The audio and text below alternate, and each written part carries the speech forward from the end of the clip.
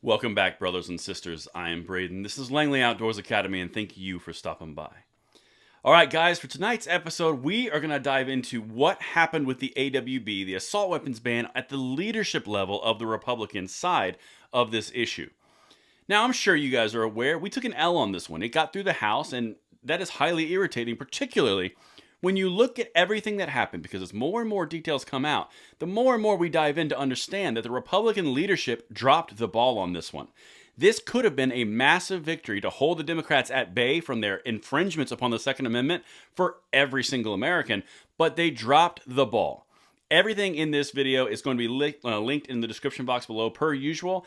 Everything from the article that we are referencing, all the way to the campaign sites for the individuals who voted for this. Two Republicans caused this to go through. There's a lot of stuff here I'm going to go into in detail, and I cannot wait to hear what you guys think in the comments field below. Now, if you guys are new, we are always looking to earn that subscription. So if you think the information that we're bringing you is valuable, we'd love to have you in the fold so we can get more information out more quickly to pass the Second Amendment on to the next generation. And thank you so much in advance for your consideration. Now, this is another one of those videos that we're going to dive into. I'm probably going to get a little bit spicy, and it's a lot longer because there's a lot of information that we're delivering. So please send this out if you think it's valuable, and one of the reasons I'm able to do a longer video is the ad spot I'm about to show you right here. This is one of those things that could really irritate that woke member in your family this coming Thanksgiving, or just on the street, because you can become a lord or lady from established titles, and that's what we're going to talk about right now. You guys heard of the castle doctrine? Well, with this sponsor, we're going to take it to the next level. And if you are defending your castle with something more traditional that looks like this, or maybe something a little more modern that looks like this, Established Titles gives you the ability to call yourself lord or lady while defending your castle. Now, the title packs give you 1 square foot of established land on a private estate in Edelston, Scotland, and an official certificate with a crest like you see right here. You may all refer to me now as Lord Braden. Thank you in advance. Your certificate features a unique plot number with which you can see the exact location of your land. And if you're one of the first 200 to use the link in the description box below, we can create our own little LOA kingdom near my personal plot. It makes a great last minute gift. They even have couple packs that come with adjoining plots of land in said fiefdom. They plant a tree with every order and work with global charities, one tree planted and trees to the future to support global reforestation efforts. My personal favorite reason to do this? You could officially change your name to Lord or Lady, so anything woke will have to address you by your proper title, which will send them into the next dimension, which might be worth it by itself. And you can get on that credit card, and you can even put it on your dating profiles. It makes an amazing last-minute gift. Establishment Titles is actually running a massive sale right now. Plus, if you use the code Langley, you get an additional 10% off. So go to establishedtitles.com/Langley to get your gifts now and help support the channel. And thank you so much in advance for checking it out. All right, future lords and ladies, I look forward to hearing your feedback on that because I think it's something you guys might like, but we've got to dive into this because this is a situation. I'm going to get spicy. Here we go. These are the House lawmakers who bucked their parties on assault weapons ban. This came out on the 29th of July. Now, this is the same article that we did earlier this morning. However, I'm going to focus on the very important part around the Republican leadership here because this part is massive. Listen to how badly they did here. The House narrowly passed a bill to ban assault weapons on Friday, with 5 Democrats and 2 Republicans bucking their respective parties in their votes on the measure. The legislation, dubbed the Assault Weapons Ban of 2022, passed in a 217 to 213 vote, and 1 Republican did not vote. Now, what I'm going to show you right here is all the different information about how the Republican leadership, in my opinion, failed. You can let me know in the comments below if you agree or disagree. But number 1, you also had a Republican not voting. How are you not going to vote on something like this? This is an incredibly important part of our American heritage and the rights that we all have. You're just not going to vote? More importantly, you might notice that the number of votes here is 217 for the simple majority. That means that there were enough Republicans not there to drive the number down. That is incredibly important. If you have a vote of this level of consequence, this important, you make sure everyone's there if you're the leader because you need every single person there to give your vote on the behalf of the American people and the rights of said people. But there weren't enough people there to make it the normal 218, and 1 didn't vote. That reflects directly on leadership. Let's keep going. I've got a whole presentation. Check this out. On the Republican side, leadership recommended that members of the conference vote no on the bill, according to a GOP congressional aide. That urging, however, did not stop Representatives Brian Fitzpatrick and Chris Jacobs from supporting the legislation. The problem that I hit here, and I'm going to hit both Brian Fitzpatrick and I'm also going to go into Chris Jacobs here in a second. The problem that I hit with the leadership here is they recommended this to them. Hey guys, if you could, if it fits into your schedule and your calendar and you decide that you had a good breakfast, I recommend that you don't do this. But make sure you don't miss your massage because that's important to be up tip-top shape for your vote. Recommend? Okay, I'm about to show you all the committeeships that this guy, Brian Fitzpatrick, could have been removed from as leverage to say, hey, don't vote for this, Mr. Centrist. All right, let's keep going. Like I said, I'm going to get spicy because this was a failure. During the vote on Friday, Jacobs said House Minority Leader Kevin McCarthy approached him in the Speaker's lobby to point out how close the final tally would be. Asked by The Hill if leadership was trying to convince him to change his vote, Jacobs said it was like heavy duty. They were just pointing out how close it was. So you know how close it is. You're going to say, oh man, it's going to be really close, Chris. Have I told you how close it's going to be? We sure look forward to your vote. No. Hey, Chris, it's going to be close. We need you. This is not that difficult. Like I said, I'm getting amped because the failure of leadership when you had the opportunity to really deliver, you dropped the ball. And that's just on a guy you knew was going to vote on the Democrat side of this. Listen to what happened with Fitzpatrick, the guy from Pennsylvania. Fitzpatrick told The Hill that McCarthy and House Minority Whip Steve Scalise did not approach him during the vote.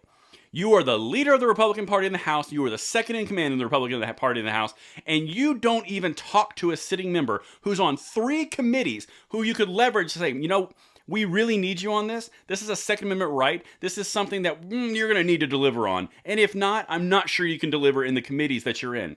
I'm about to show you all the committees he's on. Didn't say a word to him. Leadership failure. All right. So let's go into Brian Fitzpatrick. He's from Pennsylvania, Bucks County Specific District PA-01. If you are in that district, congratulations. This is who you got.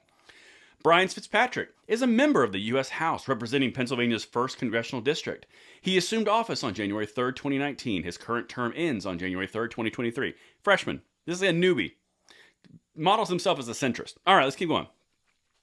Fitzpatrick, from the Republican Party, is running for re-election to the House to represent Pennsylvania's 1st Congressional District. He is on the ballot in the general election on November 8th, 2022.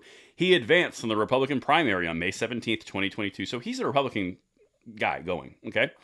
Now, this is interesting because on his campaign website, this is, again, Brian Fitzpatrick, just voted to confirm the assault weapons ban of 2022. He says this around the border. I've seen firsthand the threats our nation faces from a porous border and a broken immigration system. First, as an FBI agent working border security, and later as a member of Congress's Homeland Security Committee. Congress must act now to secure our borders, respect the rule of law, and show compassion for those legitimately fleeing gang violence and drug cartels. All of that knows and even says on his campaign website that the border is a big problem because all the crime is coming across. At the exact same time, he just voted in a House bill to revoke the ability for assault weapons to defend the families in this region, of which he's saying is a main part of his campaign. Yeah, but let's keep going because I'm just now getting spicy. Here's the committeeships that the Republican leadership could have done something on. He's on the Committee of Foreign Affairs. He's on the Committee of Intelligence. He's on the Committee of Transportation and Infrastructure. It's not that hard to go. You want those committeeships? Yeah, we're going to need you to actually be a Republican. Scalise, McCarthy, talking right to you on this one. You dropped the ball. All right, so now let's look how he's been rated. This is important.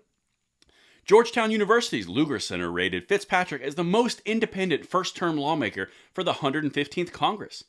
Their rating system factored in how often lawmakers' bills receive support from members of another party and how often they sponsored legislation from another party. Discussing his record prior to the 2018 election with why, don't know what that is, Fitzpatrick said, quote, I get objection from the right and from the left because I'm a centrist. And when you get pushback from both sides in a district like Bucks County, you know that you're exactly where you need to be. Bro, this was not centrist. This was far left gun confiscation. This is assault weapon ban territory. This is not centrist. Republican leadership, come on now. And if you are in Pennsylvania, here's the map, just in case you happen to be curious if you're in this person's district. All right, so now let's look at the second one. This is the other way that the Republican leadership failed. Chris Jacobs, U.S. Congressman representing the 27th District of New York. Again, I said this morning, I'll say it again. Republicans, if you are in an area of this nature, this is what's going to happen if you infringe upon the Second Amendment blatantly like this. All right, so check it out. This is what he said, and this goes back to that Republican leadership. In a statement following Friday's vote, Jacobs said that while he supports the Second Amendment and the right to self-defense, he's not in favor of easy access to high-powered semi-automatic weapons and large-capacity magazines that have time and time again resulted in mass casualty shootings. That's almost copy and pasted from Giffords.org. That is a gun control point. You can't preface a gun control talking point with, I respect the Second Amendment. That's what Democrats do who are looking to gun control. This is not all Democrats. This is specifically gun-controlling Democrats. That is a line from their playbook. I got one more for you. This is where it all boils down to. Quote, Chris Jacobs, "We have a duty to protect the safety of all Americans. These weapons do not belong in our communities. While this bill is not perfect, I believe it will save innocent lives. How? It can't. It's impossible. You make the point and you posit to say these have no place in our community, and yet it does nothing to address the ones that are in our community. You are blowing smoke. That's total crap. Not to mention infringing upon an entire generation of Second Amendment rights for Americans across the board. But it's just not perfect, but at least we did something. Democrat. It's amazing when he came out against assault weapons, he all of a sudden became not a viable candidate. That's what happens. You're no longer going to be in Congress. Hope you have a great life. This other part here, we have a duty to provide for the safety of all Americans. No, you do not. Your duty is to make sure the mail gets delivered on time, we have a secure border, and we have a standing army to defend external threats. Your job is not to provide all the safety nets and the diaper to grave, all the crap that the Democrats are pushing forward in a bloated, big party government, of which is a command and control, and everything will be taken care of by the all-powerful state. Because anything that can be provided by the all-powerful state can be revoked by the all-powerful state.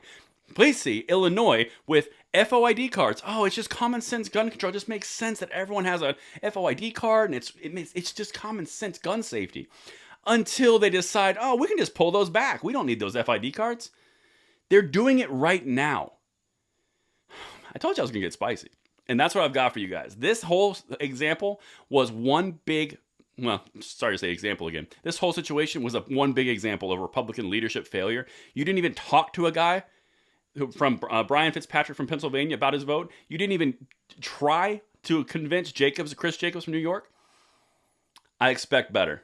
If we're going to do all the things that we're doing to help push you across the finish line, I expect you to perform at the leadership level. And that's what I've got for you guys. Let me know what you think in the comments field below, and I will see you tomorrow morning on the Bullet Points. I'm Braden. See you later.